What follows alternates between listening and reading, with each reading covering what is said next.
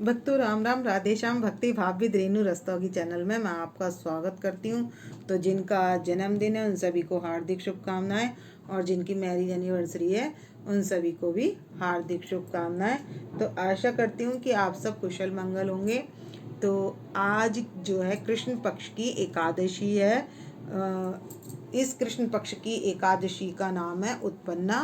वो भगवान के अंश से ही मुर दैत्य को मारने के लिए उत्पन्न हुई थी, भगवान के अंश से। इसलिए वो क्या कहलाई? उत्पन्ना एकादशी कहलाई। तो मगसिर मास की जो हमारी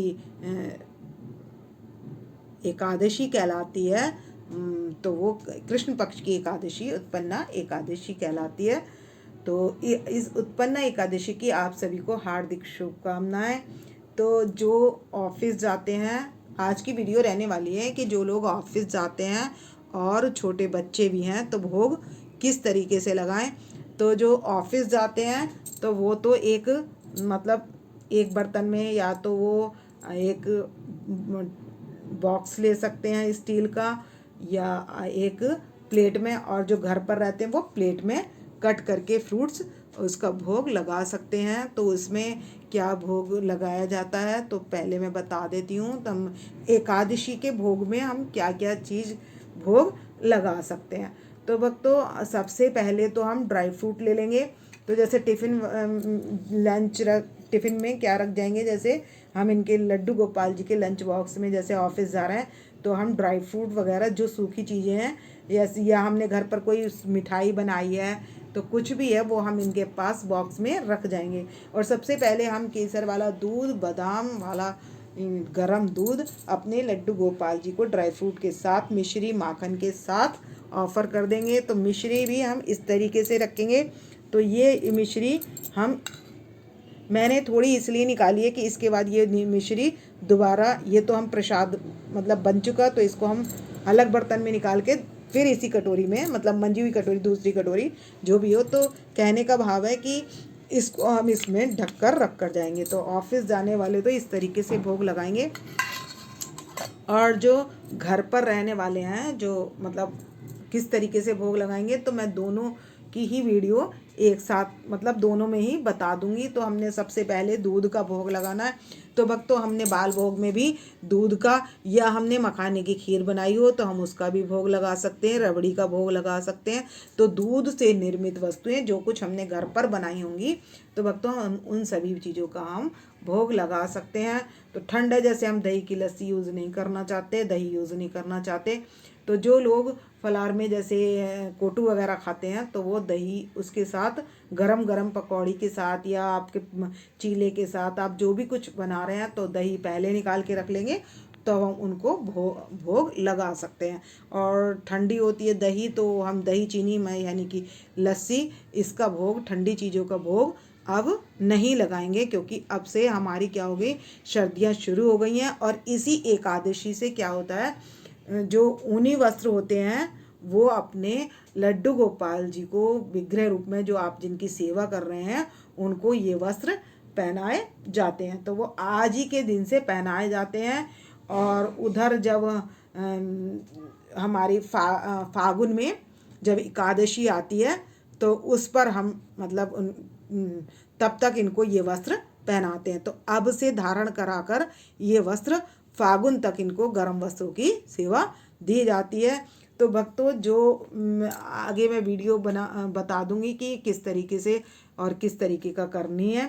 तो मैं इनको जो अभी तक ठंडे वस्त्र पहना रही थी, तो मेरे पास इनके गरम बनियान और गरम पजामी है, तो मैं इनको नॉर्मल पहना रही थी। और यदि ठंड शुरू जल्दी हो जाए तो हम अपने लड्डू गोपाल जी को ऊनी वस्त्र पहना सकते हैं। जैसे कि हाँ, अगर ठंड, कई बार ऐसा होता है कि जो है ठंड जल्दी शुरू हो जाती है। कब शुरू हो जाती है, तो देव उत्थान एकादशी पर भी ठंड शुरू हो जाती है, तो हम उस पर भी धारण करा सकते हैं। तो ये इनको एकादशी से गरम वस्त्र पहनाए जाते हैं। तो हमने अपने लड्डू गोपाल जी को, राधा रानी को, सभी को फुल स्लीव के अब गरम वस्त्र पहनाने शुरू कर दिए। अब जैसे मैंने ये गरम ड्रेस पहनाई है तो मैंने इनके इनर और पजामी नहीं पहनाई है। जब और ज़्यादा ठंड हो जाएगी तो हम जिसमें हम शॉल उड़ाते हैं, जिसमें शॉल की होती है, वो भी एकादशी से ही की जाती है। वो तिल चकनी माघ के महीने में जो एकादशी आती है उससे शुरू किया जाता है इनको शॉल वगैरह उड़ाना। गर्म कपड़ों की सेवा अब से शुरू होती है और माघ महीने में होती है शॉल जो ऊपर से उड़ाते हैं, वस्त्रों के ऊपर जो गर्म कपड़ा उड़ाते हैं उसकी सेवा माघ की एकादशी से शुरू होती है। तो अब भोग के विषय में मैं बताने वाली थी, तो अब इन्हें लगा देंगे हम भोग। तो सबसे पहले अब इनको मैं श्रृंगार कर चुकी हूँ, इत्र की सेवा दे चुकी हूँ और इनको अगर तुलसी की माला भी पहना चुकी हूँ। और अब मैं इनको पहनाऊँगी तुलसी की माला के साथ साथ, मतलब फूलों की माला। तो फूलों की माला पहना करता ही अभी उसके बाद हम भोग लगाना शुरू करते हैं। मेरे पास छोटे लाला की तुलसी की माला नहीं थी, तो मैं तुलसी की माला इनकी ले आई थी। बाकी सभी को ने तुलसी की माला धारण कर लिया। तो भक्तों, ये जो इनको धारण कराकर ही हमें धारण करनी चाहिए तुलसी की माला। तो तुलसी की माला एकादशी के दिन अगर आप लड्डू गोपाल जी को धारण कराकर खुद पहने तो ज़्यादा अच्छा है, क्योंकि सब तिथियों में श्रेष्ठ होती है एकादशी की तिथि और पुण्य फल देने वाली भी एकादशी की तिथि होती है। इसलिए आप अगर हो सके तो तुलसी माला जो है एकादशी के दिन ग्रहण करें तो अपने गले में पहन सकते हैं। तो अब हमने लड्डू गोपाल जी की व्रत की थाली तैयार कर लेंगे। तो इसमें मैं केले लगा लूँगी चारों तरफ इस तरीके से।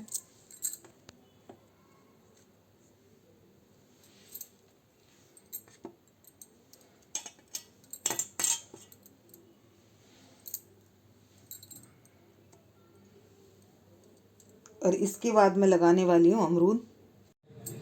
तो भक्तों, इस तरीके से हम लगा लेंगे अमरूद कट करके। यहाँ पर ये मैंने अमरूद कट करके लगा लिए हैं। तो एक साइड में अमरूद लगा लूँगी, एक साइड सेब लगा लूँगी और एक साइड लगाऊँगी संतरे की फाम। तो अब मैं अमरूद लगाने के बाद ये सेब कट करके इसको लगाती हूँ इसी तरीके से। तो एक साइड मैंने अमरूद की फाँक कर रखी है और एक साइड हमने कर लिए हैं ये संतरे की बनानी है मैंने। ये सेब की मैंने कट करके सेब लगा लिया है। तो अब हमने ये कर ली है थाली तैयार और ये लगा लिए हैं हमने अमरूद, केला और संतरे। ये कुछ फाँके मैंने रखी हैं ओपन, जो हम लड्डू गोपाल जी को खिला सकते हैं और जो टिफ़िन में रख के जाने वाली हैं, जैसे ऑफिस जाने वाले हैं वो टिफ़िन में रख कर जाएंगे, तो वो इस तरीके से इन फाँकों को रख कर टिफ़िन में करके रख जाएंगे। तो ये थाली हम ले आए लड्डू गोपाल जी के पास। तो जो ये छिले हुए हैं, तो ऑफिस जाने वाले तो ये बिना छिले हुए जो हैं ये टिफ़िन में करके रख जाएंगे तो सही रहते हैं। और हमारे लड्डू गोपाल जी को के लिए कट करके और रख कर जाएंगे। तो वो इस तरीके से भोग लगा सकते हैं और जो घर पर है वो इस तरीके से एक थाली में प्रॉपर जो भी फल आपके पास है ऋतु फल वो आप काट सकते हैं। और अब हम इसमें लगाएंगे एक तुलसी पत्र। तो यहाँ पर हम रख देंगे ये एक तुलसी पत्र। तो और अब मैं चारों तरफ लगाऊंगी ड्राई फ्रूट।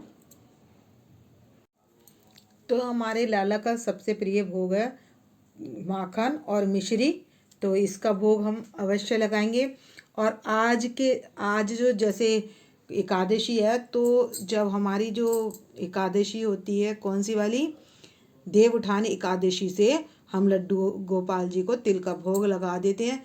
तो तिल का भोग जो सफ़ेद तिल, कच्चे तिल जो खिलाए जाते हैं उसका चम्मच से जो हम भोग लगाते हैं उसका इसलिए लगाते हैं, उसमें कैल्शियम सबसे ज़्यादा होता है और सभी मेवा को कुछ ना कुछ फ़ायदेमंद है। जैसे काजू कान के लिए फ़ायदेमंद है और अखरोट जोड़ों के दर्द के लिए बहुत फ़ायदेमंद है और मिश्री ये गले के लिए बहुत फ़ायदेमंद है। इलायची पेट के लिए बहुत फ़ायदेमंद है और अखरोट मस्तिष्क के लिए फ़ायदेमंद है और बादाम ताकत के लिए और मस्तिष्क के लिए बहुत फ़ायदेमंद है। और डिटॉक्स करने के लिए किशमिश सबसे ज़्यादा उपयोग की जाती है। तो वेट लूज़ करने के लिए भी किशमिश का प्रयोग किया जाता है। तो ये बहुत फ़ायदेमंद है। अब ये फ्रूट्स आ जाते हैं, इसमें विटामिन सी ज़्यादा होती है। अमरूद पेट के लिए बहुत फ़ायदेमंद है। और सेब हमारा, जो हम विनीगर एसिड लेते हैं, सेब का एप्पल का एसिड लेते हैं, तो वो भी इसी काम आता है। और ये भी हमारे आयरन बहुत ज़्यादा होता है सेब में, और इसलिए केले में कैल्शियम होता है। तो ये सारी ही चीज़ें, एक तो व्रत में, एकादशी के व्रत में क्यों रखी जाती हैं, इसलिए रखी जाती हैं कि हम रोज़ अनहेल्दी खाते हैं और ये सारा है हेल्दी फूड। तो इसलिए हमारी बॉडी डिटॉक्स हो जाती है अगर अगर हम इस तरीके से व्रत रखते हैं। और यदि हम तला वगैरह ये सारी चीज़ें खाते हैं तो हमारी बॉडी डिटॉक्स नहीं हो जाती और बल्कि फैट इकट्ठा हो जाता है। इसलिए ये एकादशी का दिन बनाया गया है कि हम एकादशी के दिन जो है अपना अन्न त्याग कर ये फल ग्रहण करें। तो भक्तों, मैंने ये सारा भोग ऐसे बता दिया है। तो जो टिफ़िन में रख कर जाने वाले हैं वो इस तरीके से टिफ़िन में कट करके रख जाएंगे लड्डू गोपाल जी के पास।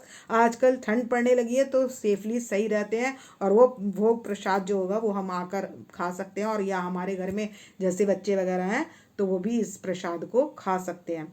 तो उनको तो सारा सामान टिफ़िन में करके रखने के जाना है। और ये ड्राई फ्रूट्स का एक टिफ़िन जैसे मैंने अभी दिखाया था तो वो इस तरीके से रख सकते हैं। तो आप भी ऑफिस जाने वाले और घर पर रहने वाले सभी इस तरीके से कर सकते हैं सेवा। तो अब क्या करेंगे, हम इनके बांसुरी सभी की हटा देंगे। छोटे लड्डू गोपाल जी ने तो उतार दी अपनी बांसुरी, तो अब सभी की बांसुरी हटा देंगे और लगा देंगे भोग। और भक्तों, मैं सुबह आरती पूजा सब कुछ कर चुकी हूँ। ये मैंने दोपहर में और आपको शाम में भोग जो लगा सकते हैं वो ये है। बाली भोग में दूध वगैरह का वो सब मैंने बता ही दिया है। तो आप गजक वगैरह का भी भोग लगा सकते हैं अपने लड्डू गोपाल जी को। तो ये सारी चीज़ें गर्म भी हैं, ताकतवर भी हैं, और ये हेल्थी फूड में भी आती हैं। तो ये मतलब देखा जाए तो ये सर्वगुण संपन्न है। जैसे सब भोज्य पदार्थों में फलाहार सबसे श्रेष्ठ है, ऐसे ही तिथियों में एकादशी तिथि सबसे श्रेष्ठ है। अब घंटी बजाकर हम लगा देंगे भोग अपने लड्डू गोपाल जी को। तो ये 15 मिनट तक सारा भोग इनके पास रखा रहेगा। इसके बाद ये भोग प्रसाद हम ग्रहण कर लेंगे। और दूध मैंने इसके साथ इसलिए रखा क्योंकि मैंने फ्रूट्स रखे हैं, तो फ्रूट्स के साथ, तो दूध के साथ हम फ्रूट्स सेब, केला और अमरूद तो ले सकते हैं, लेकिन संतरे की वजह से मैंने यहाँ पर दूध नहीं रखा है। और अगर आप संतरा नहीं रखते हैं तो आप दूध का भोग साथ में भी लगा सकते हैं। तो इस वीडियो का करूँगी मैं यहीं पर एंड। यदि आपको मेरी वीडियो पसंद आए तो प्लीज़ लाइक करें, सब्सक्राइब करें और शेयर करना ना भूलें।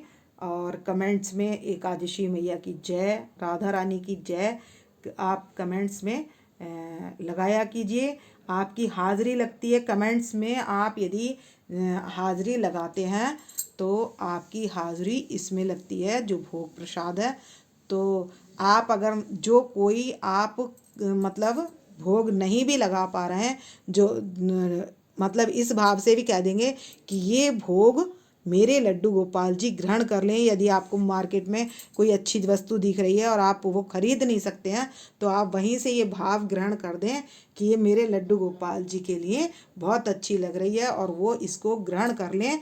तो वो क्या है, आपकी सेवा लग जाएगी। ऐसे ही यदि आप नहीं भी लगाते हैं तो आपको वैसे तो अगर विग्रह है तो लगाना चाहिए, और नहीं है तो इस भाव से आपको कह देना चाहिए। इस भाव के कहने से क्या होगा, आपकी आदत बनने लगेगी और आप भोग लगाने लगेंगे। तो इसलिए आपको इस तरीके से लगाना चाहिए और आपको हाजिरी भी लगानी चाहिए।